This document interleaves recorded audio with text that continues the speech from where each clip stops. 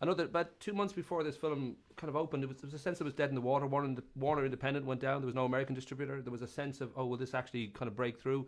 And suddenly, holy crap, it's everywhere. There's a sense of the National Board Review love it. The LA film critics love it. I don't know whether you guys, recognize the moment when it's all changed. Suddenly, this is the little film that could. It hasn't really sunk in, to be really honest, when it all began in the month of September with the Toronto Film Festival, and before that with Telluride. And we had no idea what was happening behind the scenes. We were just really curious to know what the film looked like. That was it. So when it hits you, it just hits you so fast that you don't have time to just step back and say, oh my God, this is happening. So it's just, and that's been happening ever since September. I know it's based on a 2006 novel, Q&A by Indian diplomat Vikas Swarup. I don't know if that's how he pronounces it. That's right. Well, I'm glad. And, but the plotting is Bollywood bonkers. There's so much going on in this movie that on paper you would think this couldn't work, but on screen it's just unbelievable. There's the romance, there's a fairy tale, there's gangster flick in there, there's just about every single angle you could think of is mixed into this movie. Did you guys feel as you were shooting it that this all works, or was it only when all this madness was edited together that you realised this actually is a great film?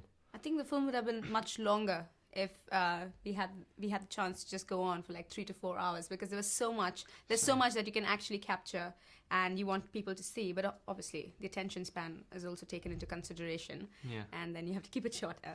But yeah, when you read the script, you know there's a lot happening, but then coming from Mumbai, I know that is the way it's supposed to be, with a lot happening at the same time, and Danny Boyle captures it beautifully. Of course, Danny Boyle from Manchester, so he's a sly dog. And I know when he spoke to Warner Independent president, he said that there was only 10% of this film was going to be shot in Hindi, when about a third of it was shot in Hindi. And there was a lot of guerrilla kind of style approach to it. It was a $15 million budget. It was shot on the streets. A lot of the kind of ideas of just shooting guerrilla style and let the extras be, the people who happen to be there. Was it a baptism of fire? You'd done Skins, you'd been on TV. This was your first film. For both of you, it was the first feature. I don't know whether the madness and beauty of Mumbai was a kind of craziness, whether you kind of didn't know what hit you, or whether... was it hard work? Was it fun? I don't know how it sort of played for you guys. I mean, yeah, for me, it was my first ever visit to Bombay, and I was playing a kid who's sort of grown up there all his life. So it sort of piled on the pressure, but at the same time, I was there for, 4 or 5 months or so, and I was just immersed in this place, and there's just so much to see around you. And everyone on set especially, I was worried that I was going to go to set and everyone's going to be like, oh God, this imposter. But it was totally different. Everyone embraced sort of me, like the country, and they wanted to show me their little Bombay, which was awesome to get into character, And yeah, to film there again, it's great. I wanted so much more street scenes, because that's the best place to film is, in the streets, surrounded by people, and the live hustle and bustle, and that automatically helps you get into character. Yeah. You might wonder whether those prying eyes might make you nervous, but that really makes you more comfortable. I know at the core of this, some people might know this, it's really around your character Jamal being an 18-year-old street orphan. Really, he's on Who Wants to Be a Millionaire, and bizarrely, like Kaiser Soze, he just happens to get every answer just from remembering moments in his incredible life, and they don't believe that he could possibly know these things, so they drag him off to the police station and beat the hell out of him just to try and figure out whether he's cheating. And I wondered, is this? I heard that this was allegedly based on a fact that Chris Tarrant had a woman shot once. That's a joke. I actually took you seriously for a second. Because I was just about to say something serious, and then you said that. I was like, well, he only had her kneecapped. I think he wouldn't dare. I didn't kill her because if you notice that after the break, she was in a wheelchair. It was just a whole kind of.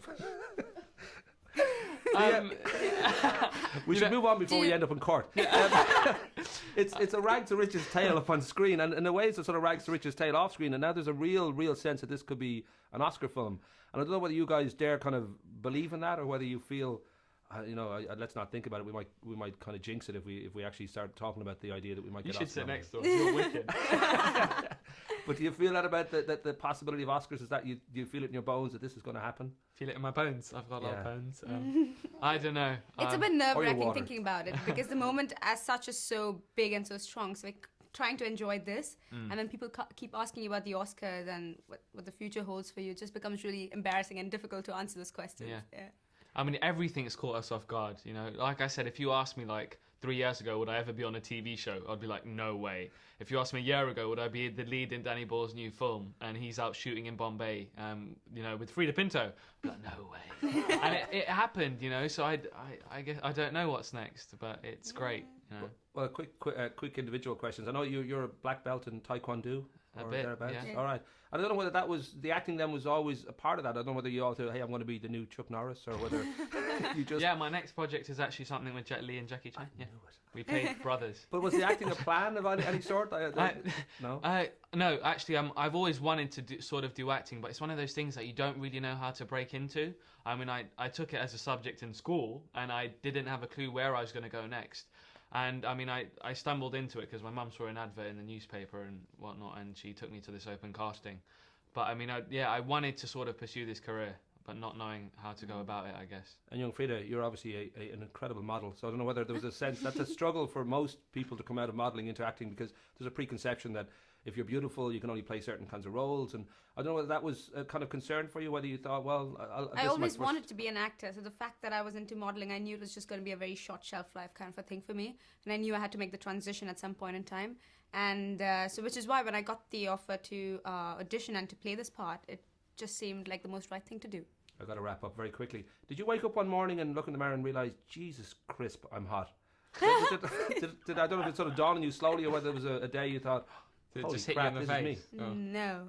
I did. I was about No. 15 when I realised I was incredibly No. hot. And the very last thing, there's a train station in Greystones where I live, just on the east coast of Ireland. I'm going to wait there at 5 o'clock every day for next year. If you can make it any time, it'd be great, even for coffee. But it's 5 o'clock, Greystones train station. I'll try my best. Rock and roll. Thanks a lot. Thank you. Greystones. Greystones train station. Don't forget.